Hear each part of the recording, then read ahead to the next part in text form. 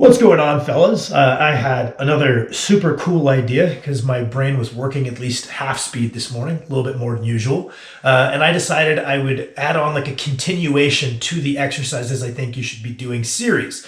And we are going to kind of go back and obviously I plan on making more of those. I have barely included any upper body movements at all in the exercise I think you should be doing. And obviously I think you should be training your upper body. So we've got more of those to make. But I also figured making follow-up videos and kind of talking about maybe rep and set or progression schemes that I think lend themselves well to each of the priorly advised motions could be something that would be helpful as well, because the spirit of this series was complexity and nuance and context is great, and I plan to talk about that a lot because I like babbling about it. But sometimes it's nice to just be told this should probably be in your program. Go do it. I'm pretty sure you're going to see some XYZ list of benefits if you go do it. So here's your sign to go jump on it, right? So I was like, okay, well, here's some exercises I think you should probably be doing in your program, or at least for the majority of people. Eventually, we're going to have enough of these that you probably don't need to do all of them. You just need to ask yourself, is this something I should be doing? Are those benefits something that I need to get, or do I already kind of have them from other things that I'm doing? Cool. So that's kind of the plan for the series, is just kind of talking about different loading schemes, because cool, I've given you this exercise. Okay, you've decided that you're going to do whatever motion. Well, how many sets, how many reps? That's a very old school question that everybody will always ask. And it's a little bit frustrating. I see to a lot of people who've been lifting for a while. You'll be asked by your friends, you'll be asked by people at the gym, oh, how many sets, how many reps? And you're like, well, it doesn't matter that much. As long as you're doing like working hard and doing a reasonable number of sets, you're going to drive forward progression. It's not this exact science and math equation where it needs to be done in this exact rep range, right? We have this idea that anything from 5 to 30 reps is pretty similarly hypertrophically stimulative, assuming the same proximity to failure. We got all these ideas that like, okay, wow, we have a lot of filling like around room. Maybe if we're in a peaking training cycle or we're in like more precise strength work, things start to get more exact. Or if we're at higher levels of hypertrophy, things start to get a little bit more exact. But we've got a lot of wiggle room here. But that being said, I do have some thoughts on certain workouts, progression schemes, or like sets and reps that lend themselves well to certain motions. So we kind of go through this process. I maybe convince you, hey, this is a class of movement that's worth your time. Here's the benefits. If you're someone who's looking for these benefits, this general category of movement is going to get that. I'm trying to convince you that maybe you should include this in your program if you haven't already, or redouble your efforts and realize why it is you're doing it. You're not just going through the motions. When I go to do a hamstring curl, I have in my head what the hamstring curl is going to do for me, and that gives me a lot of extra motivation to work hard on it, right? So we get this class of movements, and then we kind of have a bunch of different exercises that could all fill that role.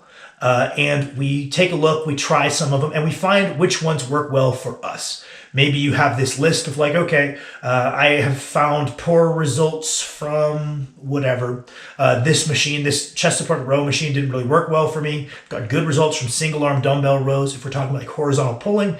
And we can kind of compile this list of exercises we find work well for us. And if that list is long and we can't fit them all in 1 week, that's not a problem, that's a benefit, right? We have these lists of exercises that we feel we get pretty good results from. And that means when things get stagnant, we can rotate to one of the other motions that fits this same class of movement that we also know works. Maybe you'll only find that there's a couple at this point in time work really well for you, and we'll have to just build in our variance. When we plateau, we rotate rep ranges or loading schemes, right? But if you've got a lot, cool, we could have exercise rotations of things that we feel work similarly well for us. Dr. Mike talked about this on some podcast at some point, where he's just like finding like the optimal exercise is silly because there's probably an array of like up to like 14 exercises that are all really good. You find the couple that work well for you and you rotate between them, trying to tease out any minor nuance of which one's slightly better probably isn't the best use of time. It's better to identify, okay, cool, I have this list that works well for me and I can rotate between them and look to progress them. So we kind of get to that point where we're like, okay, cool, I've got a class of motion. I've got motions that fit me, right? Like maybe you're like, I've tried barbell rows and I don't think the stimulus to fatigue ratio is good. I've never really liked them. But I do find that if I use the T-bar row at like machine at my gym, like a non-chest supported one, you're like, okay, well, I'm still bent forward, I'm still bracing, I'm still getting that lower back loading that might make a barbell row enticing, but I feel like I get a lot better work out of it, whatever it might be. Right, so we have this idea of, okay, cool, I've got some specific motions that I feel I should be doing in my program. I've kind of made this cost-benefit analysis. I need a stronger upper back, so I've got these vertical and these horizontal pulling motions. I've got this list of motions.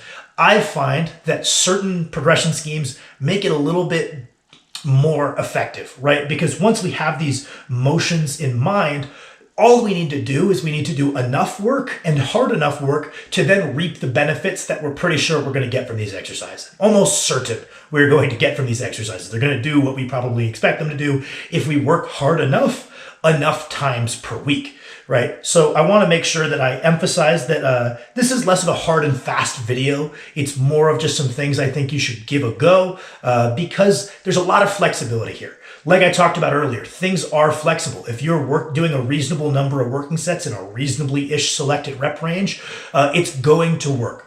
I just find that certain rep schemes and certain workouts, if I implement those, I seem to get noticeably better results than just kind of a generic X number of sets at X rep range approach, right? Sometimes I'll have an exercise where doing 3, 4, 5, even like 6 difficult sets of 8 to 12 reps, it just didn't feel like it was sufficiently stimulative. I mean, it was sufficiently stimulative to where I'll get better for the next session, but I could have gotten more out of that exercise had I done more work. So maybe something like I set a 5-minute timer and I get as much work done in that time. And if I hit 100 total reps, then I increase the weight. Right? That might be an effective loading scheme for something, right? It could be, okay, well, if I did 5 sets of 8 to 12, that went pretty good. But sometimes I think that we could get even more out of that exercise by doing a workout that lends itself to it. So today, what we're visiting back on was I believe it was exercises I think you should be doing number 2, where we talked about vertical pulling. The primary 2 exercises we're going to be looking at here, bar some machines. And machines are like, they vary so much from machine to machine. I'm not going to say, like hammer strength pull down is going to be the shit. Depends on the person. That is a perfectly viable option that might also fit in here. But the most commonly accessible 2 options we have for vertical pulling are going to be lat pull downs using any variety of grips and pull-ups using any variety of grips. So we're going to talk about just briefly the workouts that I like to do for these 2 motions. First, we're going to touch on the pull-ups. So if we're a very beginner, can't really do a pull-up, or maybe we can do 1, but we can't accumulate the amount of volume we would need to do to get any better. We're just stuck at 1 or 2 pull-ups. Usually what I like to have people do is just some combination of holds at the top and slow, controlled negatives, where we hop up to the top, control, hop up to the top, and put in some reps that way. I find that there's a lot of flexibility in doing so. Something like an assisted pull-up machine or band-assisted pull-ups work just fine. I just find that if we're pretty weak and we need to use a somewhat heavy band, it's basically making what I view as the most important part of the motion, down towards the bottom, negligibly difficult and really focusing on the part that is less important in my mind. So usually I like just spamming holds and negatives, and maybe we can use the bands, especially if you only need light band, or the assisted pull-up machine to run up more volume. It's all going to work. If we're working hard on a frequent basis, we're going to be able to do pull-ups pretty soon. My favorite is just having someone come up with something that they think sounds fun and makes sense and is hard, of some combination of holds and negatives. And if you're doing them often, you're working hard, you're doing a lot of them, you're going to be able to do pull-ups relatively quickly. I think I would recommend just writing up some kind of workout where you're like, oh, every minute on the minute I do like 2 negatives, or whatever you think sounds like it's like cool and it makes sense and you think it'll work. Because you think it'll work, you'll go work hard on them and it will work. Once we can kind of do a couple of pull-ups, I usually move people over to a total rep system where I'm like, okay, this workout, we've got 12 total reps. Do that in as few sets as you can in as little time as you can. You might find that not going and burning yourself out on the first set lets you kind of get that a little quicker. Instead, you leave 1 or 2 in the tank, you accumulate these sets, you get 12 in 3 or 4 sets. And then the next workout, we do 13 total, 14 total. And we can kind of build that up until it feels like, okay, I've kind of, to some degree, obviously we can still benefit from it, but accumulating volume at body weight is getting a bit tedious. I feel I'm ready to begin adding load to my pull-ups, in which case we kind of get to the final little workout that I like to do. So when we do pull-ups, taking a set to failure seems to tank your performance uniquely hard on this exercise. I mean, I'm sure something like a deadlift would be more extreme, but most people find that if they go all out and take their first set of pull-ups to failure, their following sets are tanked in performance much more than they might be on other exercises. I don't think it's that difficult to sometimes you hit a set to failure on triceps, you rest about 3-4 minutes, and then duplicate that performance. Even if that first set was to genuine failure and the second one was, I think it's possible to duplicate your performances.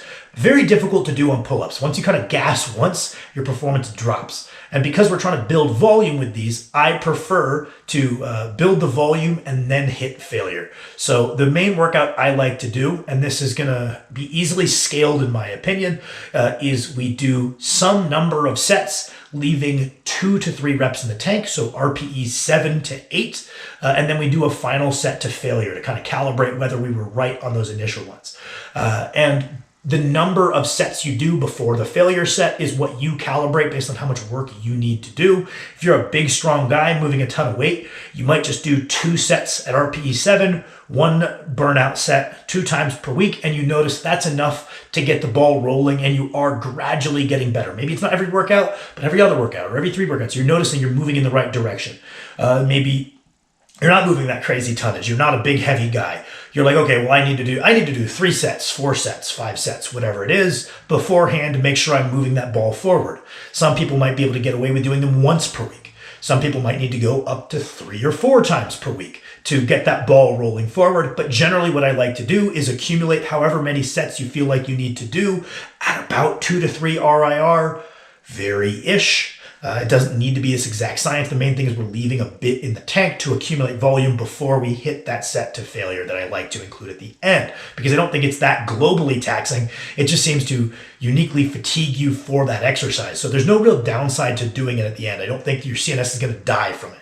So I feel you may as well include that in the workout. You might find, okay, 3 days per week, I hit 2 sets at 7, 1 AMRAP. I'm moving forward. Eventually you need to jack that up. One of the workouts, you hit 3 sets at 7 to 8. That's generally the approach I like to use. And then if you get pretty strong at pull-ups, the kind of other workout that I like to throw in is pyramiding up by a rep range. Usually a little bit lower for this one. For the sets at 7 and then the AMRAP, usually I like to pick weights where I'm getting anywhere from 5 when I'm taking them really heavy on the AMRAP, all the way out to 12 or 15. You might find that those really high rep sets of pull-ups don't really feel all that useful. You might find they feel very useful, right? So usually I like the 5 to 12 range. I know lots of people love hanging out in those little bit higher rep ranges for the pull-ups. And then we just add a little weight each week until on the AMRAP I get 5. And that's my cue to start back up to a weight I'll probably hit for 12 or 15. Work my way back up and I'll hopefully hit a little bit more at the end than I was hitting for that last 5-ish. Right? Track rep PRs, track volume PRs, make sure things are moving in the right direction. If you get very strong, pyramiding up by sets of 5 is perfectly viable. We try to get in lots of sets of 5 on the way up. And then again, same idea, we accumulate the volume before we hit that all-out set. At the very end, we end with that all-out set of 5. Cool, you're done. I generally recommend this for people who have the room to hit a lot of sets on the way up because they're using a lot of weight on their pull-ups. So I would say that's probably the one that the fewest people will do, but it is a good, fun workout. I know Brian Alsruh always used to like doing something like that alongside pyramiding up on sets of 5 on the bench. You just go back and forth, antagonistic superset. Very fun, very productive workout. Now, the other one we're going to talk about is the lat pull down. And I find on a set-to-set basis, the lat pull down, even if we are doing a similar rep range, say 8 reps with a similar proximity to failure, the lat pull down seems to just be a little bit less taxing. And that's not a detriment of the exercise. You could almost say that's a positive of the exercise, is that it might lend itself to running up more volume than the pull-up might, right? The lat pull-down, we have more precise loading control, so we can standardize our form a little bit easier. It can be a great hypertrophy tool. It lends itself to running up this volume, so maybe you could make the spin that the pull-up is slightly more strength-focused, but also still very hypertrophy-focused, and the pull-down is a little bit more hypertrophy-focused, but still very strength-focused. But I think the biggest thing is that we have this precision in load control, so and we can have this ability to do a little bit of extra volume. Those are the main takeaways. The other thing I like about the pull-down is because we can emulate stimulate the back tightness aspect of a bench press, it also kind of doubles as some secondary skill work to allow people to get a better feel and strengthen that ability to create the kind of scapular retraction and depression we might be looking for